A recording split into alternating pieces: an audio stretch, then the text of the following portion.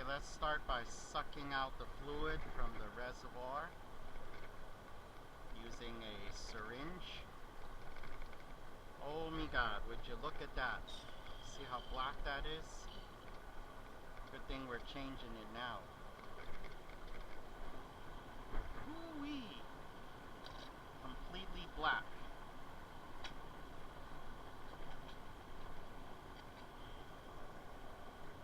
No good, no good.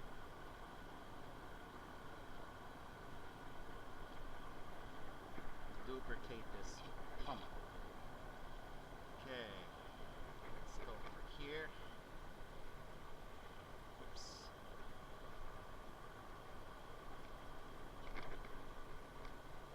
Let's start like that.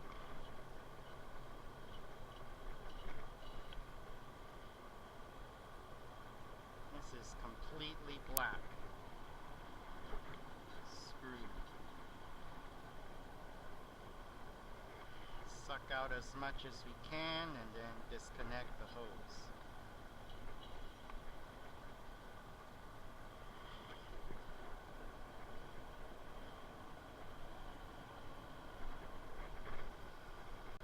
Now I'm going to disconnect this return hose with hose clamp pliers.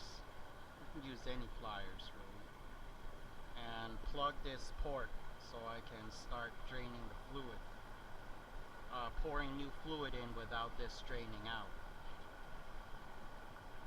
This is the return hose over here. Get this clamp off. Try to do so without damaging it. These are quite fragile. Then I'm going to attach a line over here going over the fender, and it's going to drain into a pan down below.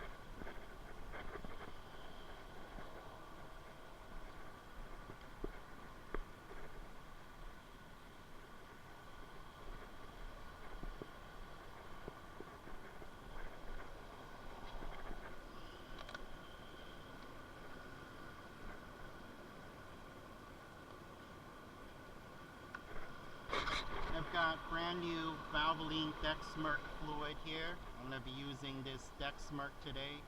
This matrix does take Dexron 3. This one happens to be a 2005 matrix. Look how fresh and red that fluid is compared to the old and black fluid. Go ahead and fill it up. I've got this return port plugged up with my little hose here. This clear line comes out of the return hose, out the car, and I have it taped to this pan here with painter's tape so that it won't fly everywhere, hopefully. So now we just need to turn the wheel and make sure your car's lifted so your wheels aren't rubbing the ground. And we're going to turn the wheel and cycle this fluid through.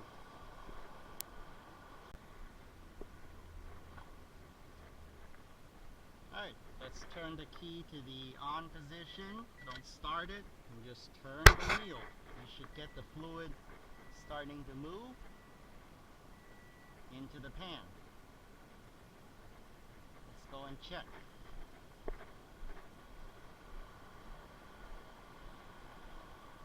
Yep, and it's starting to force all that old black fluid out this line and down into this drain pan.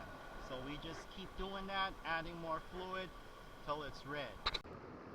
Few things to note as I'm doing this. I've got a solar panel battery maintainer on top of the roof so that you're not draining the battery down by having the ignition on and the engine not running.